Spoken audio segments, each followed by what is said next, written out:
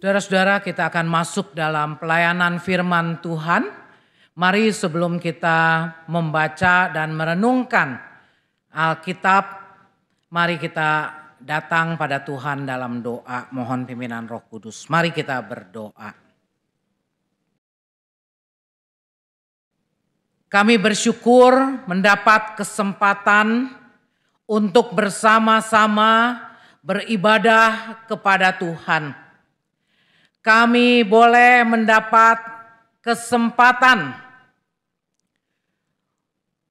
untuk mendengar Tuhan yang mengatakan kepada kami, marilah kepadaku, hai kamu yang letih, lesu dan berbeban berat. Aku akan memberikan kelegaan kepadamu.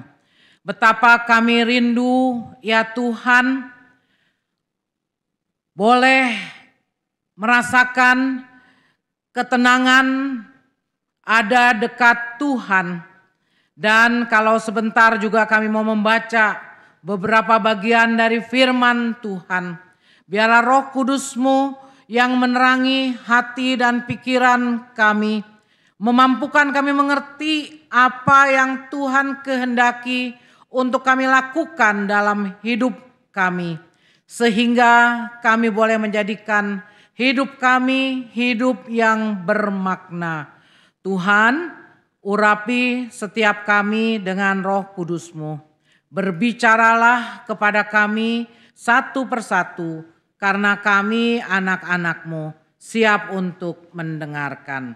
Pakai hamba-Mu di dalam segala keterbatasannya menjadi alat dalam tangan Tuhan. Dalam nama Tuhan Yesus kami berdoa. Amin.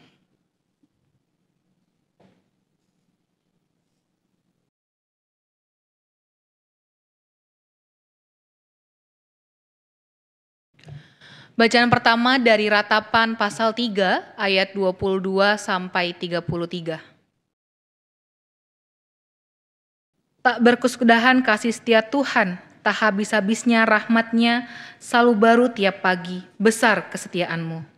Tuhanlah bagianku, kata jiwaku. Oleh sebab itu aku berharap kepadanya. Tuhan itu baik bagi orang yang berharap kepadanya, bagi jiwa yang mencari Dia. Baiklah menanti dengan diam pertolongan Tuhan. Baiklah bagi seorang pria memikul kuk pada masa mudanya. Biarlah ia duduk sendirian dan berdiam diri kalau kuk ditaruh padanya. Biarlah ia merebahkan diri dengan mukanya dalam debu. Mungkin ada harapan. Biarlah ia memberikan pipi kepada yang menamparnya. Biarlah ia kenyang dengan cercaan. Karena tidak untuk selamanya Tuhan menolak. Walaupun ia mendatangkan kesusahan, ia juga berbelas kasihan menurut kebesaran kasih setianya. Karena tidak dengan rela hati ia menindas dan menyusahkan anak-anak manusia. Demikianlah sabda Tuhan. Syukur kepada Allah.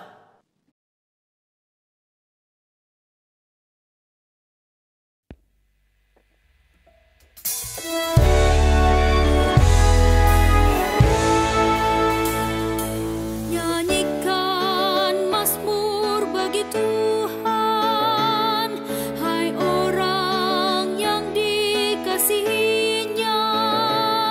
Persembahkan syukur bagi nama-Nya, nama-Nya yang kudus. Nyanyikan mazmur bagi Tuhan, hai orang yang dikasihi-Nya.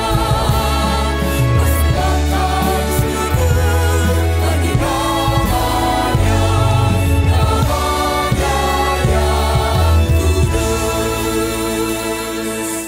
Aku akan memuji Engkau ya Tuhan, karena Engkau sudah menarikku ke atas dan tidak memberi musuh-musuhku bersuka atasku.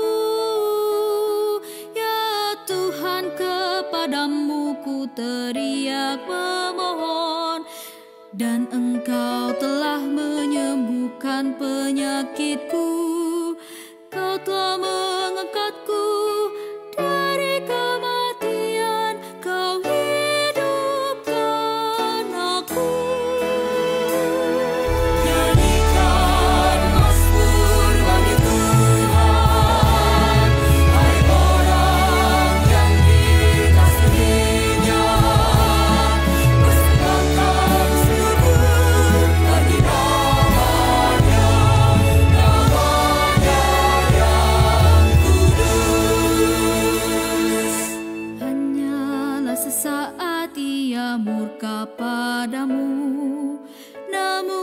sepanjang hidup murah hati padamu.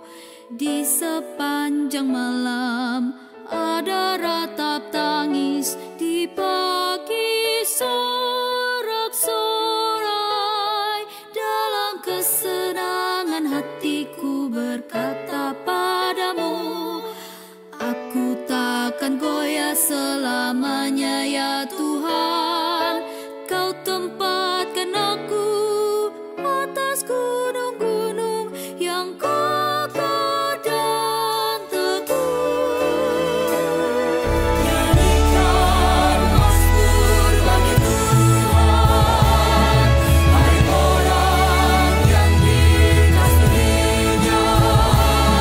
Persembahkan syukur bagi nama-Nya, nama-Nya yang kudus.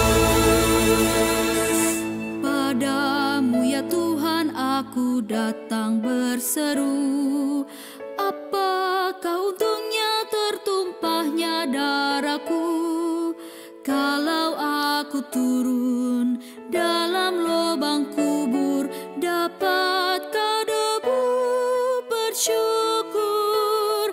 Kasihani aku Tuhan, dengarlah penolong. Aku yang meratap kau ubah menari-nari, kain kabung kau buka, pinggangku kau ikat dengan sukacita. Nyanyikan mazmur bagi Tuhan, hai orang yang dikasihi-Nya. Persembahkan syukur bagi nama-Nya, nama-Nya yang kudus. Agar jiwaku nyanyikan mazmur bagimu, janganlah berdiam diri wahai jiwaku. Ya Tuhan Allahku, ku nyanyikan syukur selamanya bagimu. Nyanyikan mazmur bagi Tuhan, hai orang yang dikasihi-Nya. Persembahkan syukur bagi nama-Nya, nama-Nya yang kudus.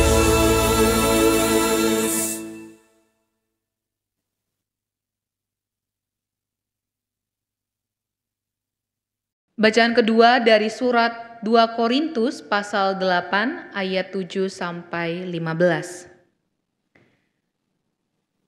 Karena itu sekarang sama seperti kamu kaya dalam segala sesuatu, dalam iman, dalam perkataan, dalam pengetahuan, dalam kesungguhan untuk membantu, dan dalam kasihmu terhadap kami.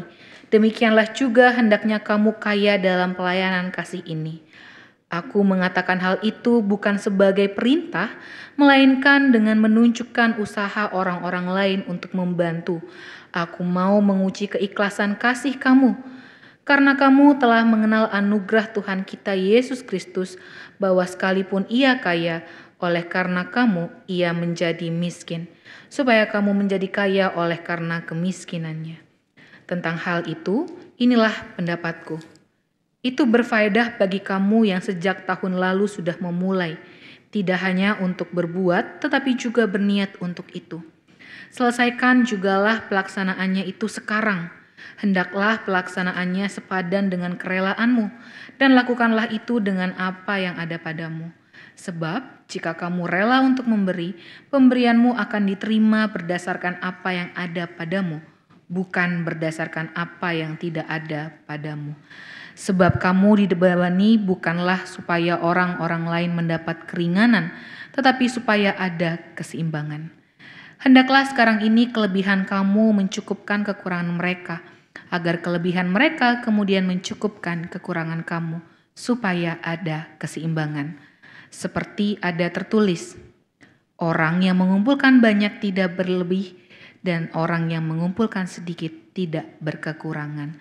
Demikianlah sabda Tuhan. Syukur kepada Allah.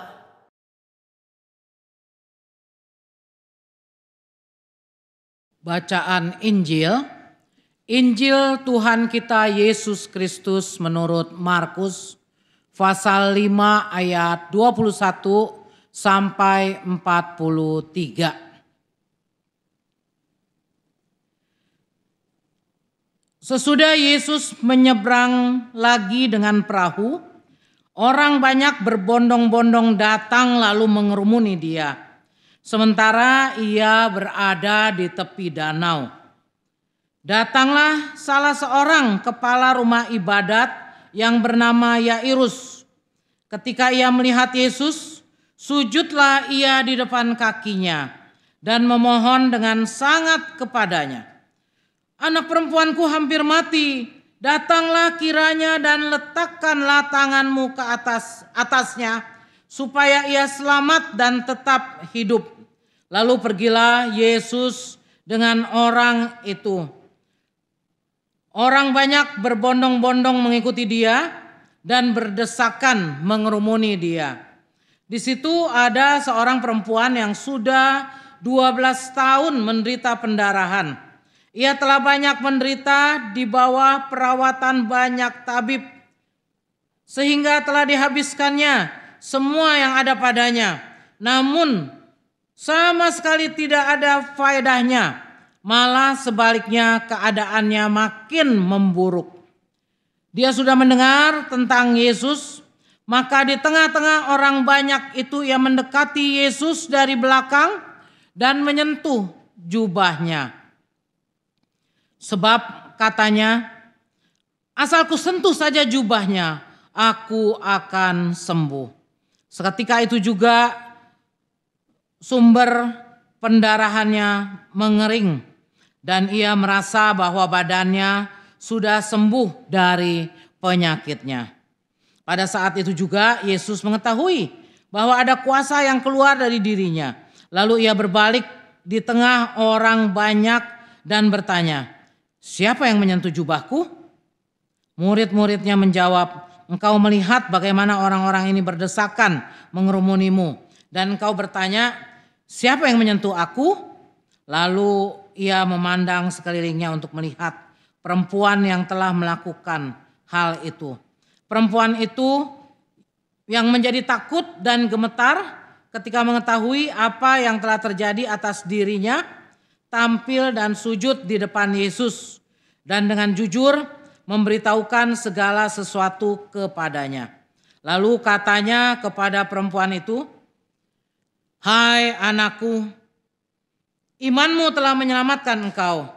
Pergilah dengan damai dan tetaplah sembuh dari penyakitmu. Ketika Yesus masih berbicara, datanglah orang dari keluarga kepala rumah ibadat itu dan berkata, anakmu sudah meninggal, untuk apa engkau masih menyusahkan guru?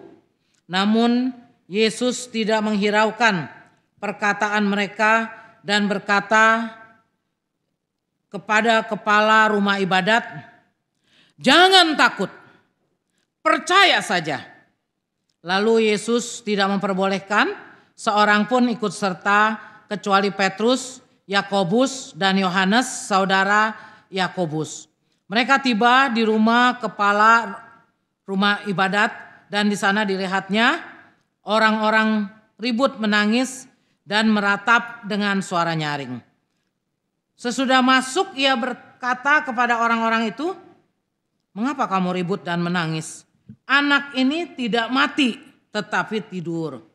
Namun mereka menertawakan dia. Semua orang itu disuruhnya keluar, lalu dibawanya ayah dan ibu anak itu serta mereka yang bersama dia masuk ke tempat anak itu. Lalu dipegangnya tangan anak itu, katanya, talitakum, yang berarti, hai anak perempuan, aku berkata kepadamu, bangunlah. Seketika itu juga anak itu bangun dan berjalan sebab umurnya sudah 12 tahun. Mereka semua sangat takjub. Dengan sangat ia memperingatkan mereka supaya jangan seorang pun mengetahui hal itu. Lalu ia menyuruh mereka memberi anak itu makan. Demikianlah Injil Yesus Kristus. Berbahagialah mereka yang mendengarkan firman Allah dan yang memeliharanya. Haleluya.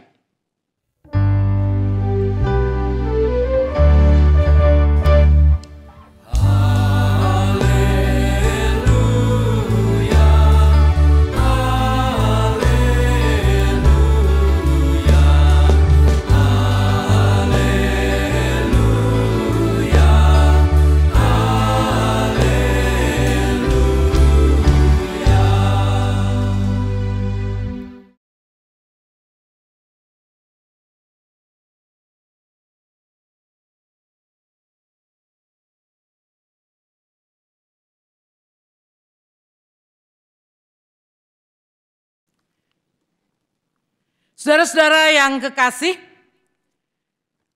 penyerahan diri sepenuhnya kepada Tuhan. Siapa di antara saudara-saudara yang sungguh-sungguh sudah bisa melakukannya? Ada yang udah bisa? Penyerahan diri sepenuhnya kepada Tuhan. Bisa nggak? Bisa ya? Puji Tuhan. Jadi kalau udah bisa berarti tidak ada kekhawatiran dalam hidup nih ya. Tapi bagi banyak orang penyerahan diri sepenuhnya itu bukanlah hal yang mudah. Apalagi di zaman dengan segala kecanggihan teknologi ini, zaman dengan kepintaran manusia yang bermultiplikasi dengan hebat, yang membuat gengsi, pride, individualistik manusia pun semakin bertambah. Akibatnya orang lebih mudah mengandalkan diri sendiri. Ya, jujur lebih bisa berserah kepada Tuhan atau mengandalkan diri sendiri, atau juga kita mengandalkan gadget kita, ya. Ada banyak orang yang cerita bagaimana kalau sampai HP-nya ini ketinggalan, dia rasa hatinya sangat susah, sangat gelisah ya. Dibanding mungkin kalau dia lupa berdoa. Kali saudara-saudara ya.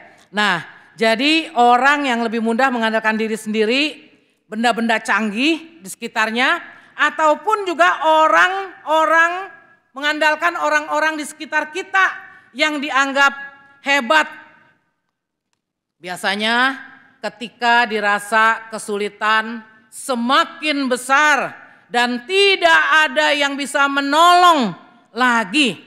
Atau ibaratnya kalau sudah mentok baru biasanya orang datang kepada Tuhan. Ya. Tuhan itu last option, saudara-saudara. Ada sebuah lagu ya yang saya tahu sih dinyanyikan Elvis, ya. Judulnya itu We Call on Him. Ada yang udah tahu? Ya, mungkin nggak terlalu populer banget, tapi kata-katanya dikatakan We Call on Him, kita berseru kepada Tuhan ketika badai menerpa. Ketika nggak ada lagi yang bisa menolong kita. Jadi manusia cenderungnya seperti itu. Saudara-saudara. Nah saudara-saudara, dalam bacaan Injil hari ini, Injil Markus membahas tentang dua orang tokoh, yaitu Yairus dan seorang perempuan yang sakit pendarahan. Nah, dari Yairus dan seorang perempuan yang sakit pendarahan ini, saudara, kita bisa belajar apa arti penyerahan diri sepenuhnya. Kedua orang ini datang dari latar belakang kehidupan yang berbeda. kalau kita perhatikan. Yairus dia laki-laki, cowok ya saudara-saudara. Dikatakan kepala rumah ibadat. Berarti dia memiliki jabatan yang terhormat enggak? Terhormat itu saudara.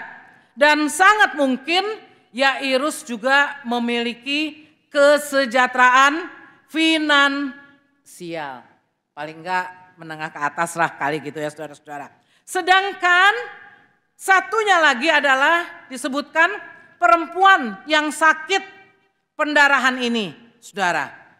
Jadi perempuan itu pada waktu itu dikenal sebagai kelompok margin. Ya, marginal. Iya kan? Siapa namanya? Ada nggak disebutkan tadi? Nggak ada namanya. Yang satu Yairus, tapi yang ini cuma disebut seorang perempuan, saudara. Jadi no name, saudara. Jadi udah perempuan, nggak pakai nama, lalu sakit pendarahan yang kalau dikenal itu berarti tercemar ya. Kita tahu kalau yang ada pendarahan-pendarahan gitu nggak boleh masuk ke tempat rumah ibadah, saudara. Nah jadi sangat berbeda sehingga ia harus dijauhi dan menjauhi diri dari orang lain. Ayat 26 mengatakan bahwa ia sudah berulang-ulang diobati oleh berbagai tabib sampai habis semua miliknya. Ya, kadang-kadang orang sakit sampai seperti itu juga, tapi dikatakan juga bukannya sembuh, keadaannya malah semakin memburuk, ya saudara. Nah, jadi beda, ya. Tapi melintasi perbedaan latar belakang itu, ternyata dinyatakan mereka punya kesamaan. Apa kesamaannya? Saudara perhatikan apa kesamaannya? Kesamaannya adalah mereka lagi punya pergumulan yang berat. Mereka lagi punya pergumulan yang sangat serius, saudara-saudara. Ya, Yairus punya anak perempuan yang lagi sakit, hampir mati. Kita bisa membayangkan bagaimana perasaan seorang bapak melihat anak perempuannya sakit, menderita, dan hampir mati. Udah pasti sedih ya, bahkan bisa dikatakan depresi saudara. Dan saya yakin banyak perjuangan yang sudah dilakukan Yairus agar anaknya sembuh ya. Tapi rupanya uang sudah dikeluarkan ya, udah diberikan tenaga untuk menyembuhkan, dan juga dia sebagai orang berjabatan, semuanya ini tidak ada satupun yang bisa mengubah keadaan Yairus, saudara. Dia tetap mengalami pergumulan anak sakit ini. Sampai kemudian Yesus datang ke kota mereka. Waduh ya. Ketika Yesus datang, apa yang dilakukan Yairus? Dikatakan pada ayat 22, Yairus langsung tersungkur di depan kaki Yesus. Dan dengan sangat memohon Yesus untuk menyembuhkan anaknya. Kalau kita lihat, saudara, tindakan Yairus ini, ya, tindakan yang menunjukkan bahwa ia rela meninggalkan egonya, ya, enggak merasa malu dia sebagai kepala rumah ibadat, tapi sampai tersungkur. Nah, itu adalah salah satu ya aspek penyerahan diri sepenuhnya. Mau benar-benar tunduk, berserah, tersungkur ya. Yairus tidak peduli dia kehilangan wibawakah sebagai rumah ibadat. Saudara, dia tersungkur di hadapan Yesus. Dan Yesus tergerak dan mau pergi ke rumah Yairus. Namun di tengah-tengah perjalanan Yesus yang ramai diiringi banyak orang menuju rumah Yairus, perempuan yang sakit pendarahan itu melakukan sebuah aksi untuk kesembuhannya. Apa yang dilakukan oleh perempuan itu? Rupanya dia sadar diri bahwa dia tidak boleh menyentuh Yesus sebagai seorang yang tahir. Ia sadar diri tidak datang kepada Yesus sebagaimana cara Yairus ya menemui Yesus. Perempuan itu mendekati Yesus dengan cara menyelinap di tengah-tengah orang banyak. Ia hanya berharap dapat menyentuh jubah Yesus. Dan luar biasanya, ia yakin dengan menyentuh jubah Yesus, maka ia dapat sembuh. Luar biasa ya, keyakinan. Nah, di sini kita lihat memang saudara, penyerahan diri sepenuhnya menunjukkan iman seperti apa yang dimiliki oleh seseorang. Kita semua menyebut diri orang beriman. Ya. Tapi apakah kita memiliki iman yang kedalamannya sama? Ternyata enggak, saudara. Makanya kita dipanggil terus untuk bertumbuh dalam iman. Kita makin punya iman yang bertumbuh, iman yang berakar dalam, sehingga kita benar-benar percaya kepada Tuhan yang kita sembah. Dan kita dapat menyerahkan diri kita kepada Dia.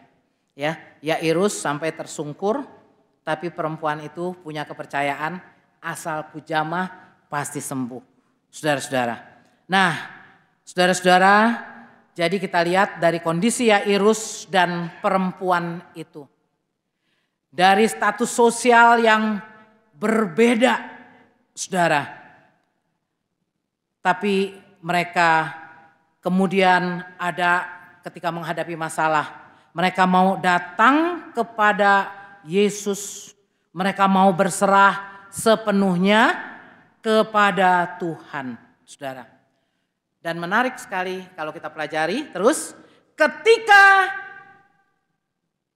Yairus dan perempuan yang sakit itu mau datang kepada Tuhan. Dan secara umum ketika manusia berserah sepenuhnya kepada Tuhan, kita lihat bagaimana respon Tuhan Yesus. Respon Tuhan Yesus gimana, saudara? Terhadap Yairus, Tuhan Yesus bersedia datang ke rumahnya. Bahkan ketika keluarga Yairus menyepelekan tindakan Yairus dengan mengatakan, anakmu udah mati, apa perlunya engkau datang lagi menyusahkan guru? Tapi Yesuslah yang membela Yairus dengan mengatakan, jangan takut, percaya saja, saudara. Jadi jelas Yesus meneguhkan iman Yairus. Dan kemudian Yesus mengatakan, mengapa kamu ribut dan menangis? Anak ini tidak mati tetapi tidur. Ya, lalu Yesus memang ditertawakan, saudara. Tapi kemudian Yesus mengusir semua orang itu dan masuk ke dalam kamar anak Yairus. Di sana Yesus membangkitkan anak Yairus dari tidurnya. Yesus melakukan mujizat yang tidak akan dilupakan. Tidak akan bisa dilupakan Yairus, istrinya dan para murid Yesus. Ya, yaitu anaknya bangkit ya, sembuh, saudara-saudara. Nah, bagaimana terhadap perempuan yang sakit pendarahan? Yesus tahu ya. Yesus menyadari ada kuasa yang keluar daripadanya ketika perempuan itu menyentuh jubahnya. Yesus bertanya, siapa yang menjamah jubahku? Ya, Yesus bertanya gitu bukan untuk menjatuhkan si perempuan, tapi itu menjadi kesempatan bagi Yesus ya agar semua orang mengenali iman percaya si perempuan, iman percaya yang luar biasa, saudara. Yesus kemudian mengatakan, hai anakku, imanmu telah menyelamatkan engkau. Pergilah dengan selamat dan sembuhlah dari penyakitmu. Selain menyembuhkannya, Yesus memulihkan martabat dan harga diri si perempuan itu. Saudara-saudara, jadi dari bacaan ini jelas sekali kita belajar Tuhan menunjukkan bahwa ketika manusia menyerahkan diri sepenuhnya kepada Dia, sungguh-sungguh berharap, sungguh-sungguh percaya kepadanya, maka Dia tidak akan tinggal diam. Ia pasti menerima kita. merangkul kita, mencurahkan kasih setianya kepada kita, rindu membawa kita untuk semakin mengalami dan menikmati Dia sepanjang waktu. Nah, saudara-saudara, bagaimana dengan kita? Apakah kita juga bisa merasakan bahwa kita dalam keadaan apapun juga mau sungguh-sungguh berserah kepada Tuhan? Bagaimana sih caranya berserah kepada Tuhan? Saya akan sampai pada bagian yang terakhir, saudara-saudara. Dan saya mengambil ini dari Ratapan 3 ayat 22-23 yang tadi kita baca, saudara-saudara. Di mana dalam kitab Ratapan itu ketika Nabi Yeremia menghadapi berbagai penderitaan dan kesedihan, Yeremia meratap atas kerusakan yang dialami Yerusalem, saudara, tapi dalam keadaan sulit sekalipun masih tampak Yeremia adalah nabi yang sungguh berserah kepada Tuhan. Dari mana kita tahu, saudara, Yeremia adalah nabi yang sungguh berserah pada Tuhan? Dan bagaimana cara dia melakukan penyerahan? Ya, 3 hal yang saya ingin kita bisa ingat, saudara. Yang pertama, Yeremia sungguh-sungguh mengarahkan hatinya untuk percaya dan berharap pada kasih setia Tuhan. Mengarahkan hati. Kita selalu diingatkan ya dalam kebaktian.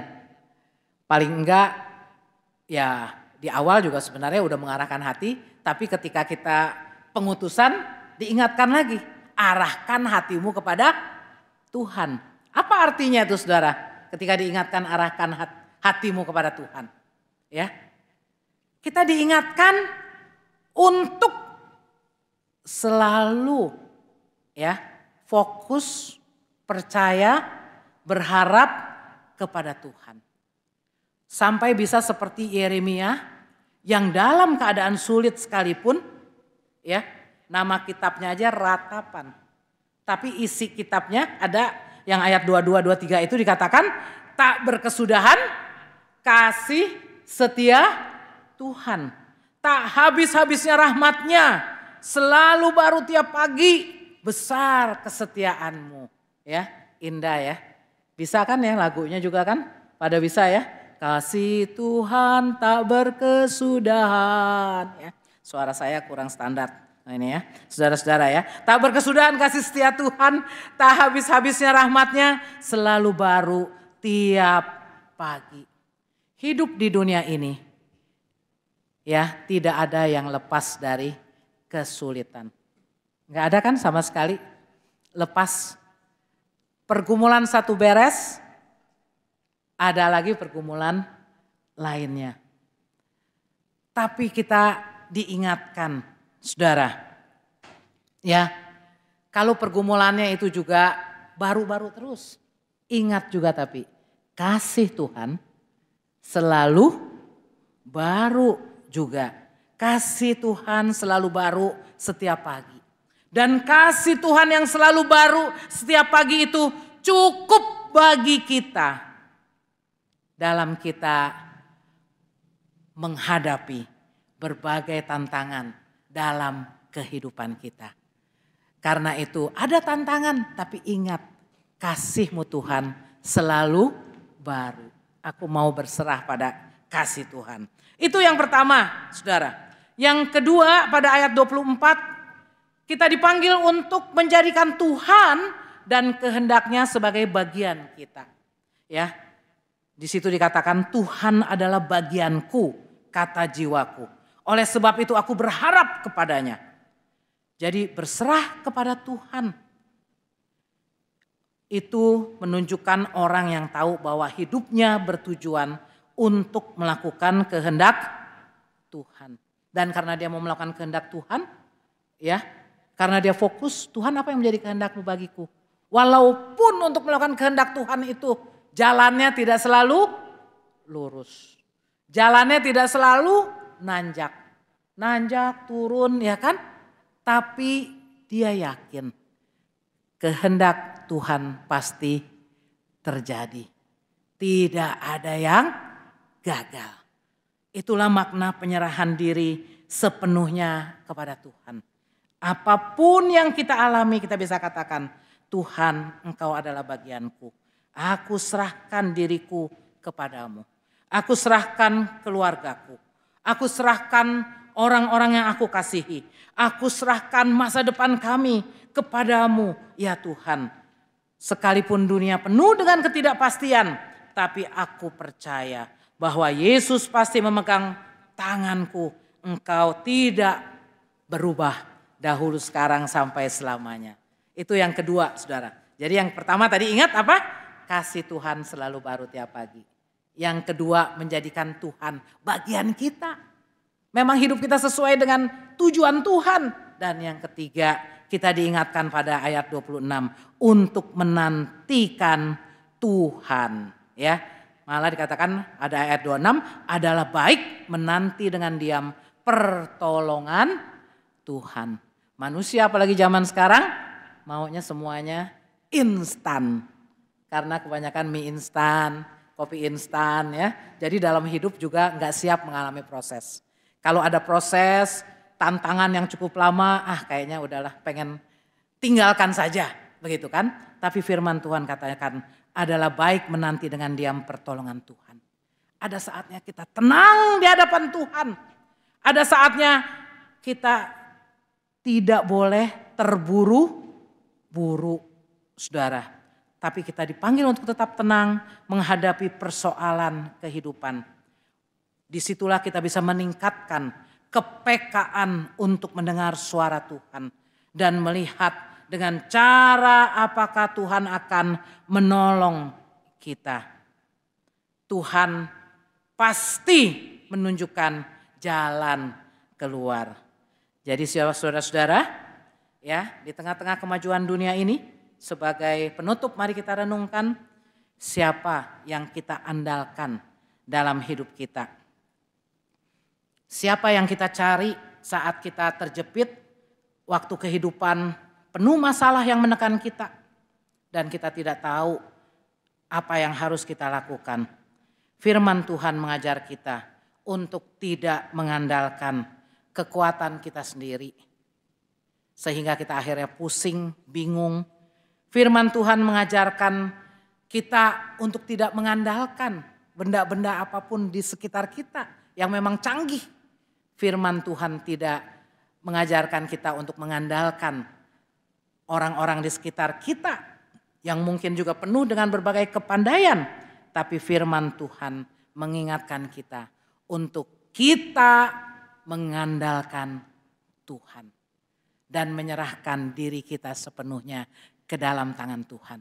Saudara, kalau soal penyerahan diri sepenuhnya yang sangat berkesan bagi saya dan yang selalu mengingatkan saya itu ilustrasi yang boleh dibilang agak jadul ya.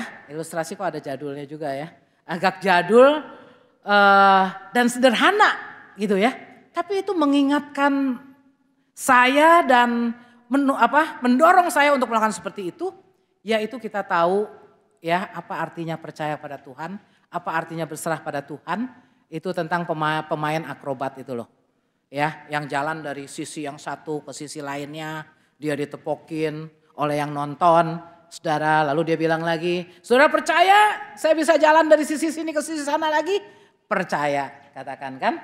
Tapi ketika dia tanya siapa yang mau ikut sama saya, ya semuanya nggak ada yang mau, nunduk aja gitu kan. Sampai seorang anak kecil yang datang kepadanya. Wih, orang-orang pada bilang, siapa tuh anak kecil itu? Berani amat dia, ya. Kok mau gitu digendong ya? Dan anak kecil itu dengan tenangnya, ya membiarkan dirinya digendong. Orang semuanya menahan napas. Ya, kalau jatuh gimana? Kalau jatuh nih ya, maka si pemain akrobat itu jalan lagi ya di atas kawat itu dan kemudian sampai di sana. Semua orang mau tahu siapa anak yang berani, yang mau mempercayakan dirinya kepada pemain akrobat itu. Ternyata anak itu adalah anaknya sendiri. Dia merasa aman dalam pelukan Bapaknya. Ya, itulah saudara. Kalau kita kenal siapa Tuhan yang kita sembah, kita kenal Tuhan yang kita percaya, apapun kita alami dalam hidup ini, ya, ketika kita berserah, kita merasa aman dalam pelukan Bapa kita. Karena itu mari kita menyerahkan diri kita pada Tuhan dengan terus percaya bahwa kasih-Nya baru setiap pagi. Kita berjalan dalam kehendak-Nya dan menanti Tuhan senantiasa berkarya dalam hidup kita. Ya, saya yakin lagu dari KJ 364 itu juga boleh terus bergema dan mendorong kita untuk makin mau berserah pada Tuhan, berserah pada Yesus tubuh roh dan jiwaku, ku kasihi, ku percaya, ku ikuti Dia terus. Aku berserah kepadamu Juru Selamat, aku berserah. Biarlah itu yang kita alami dalam kehidupan kita. Sehingga berbagai hal bisa terjadi dalam hidup ini. Tapi kita merasakan ya aman dalam naungan Tuhan. Dalam tangan-Nya yang kuat. Amin. Saat hening bagi kita.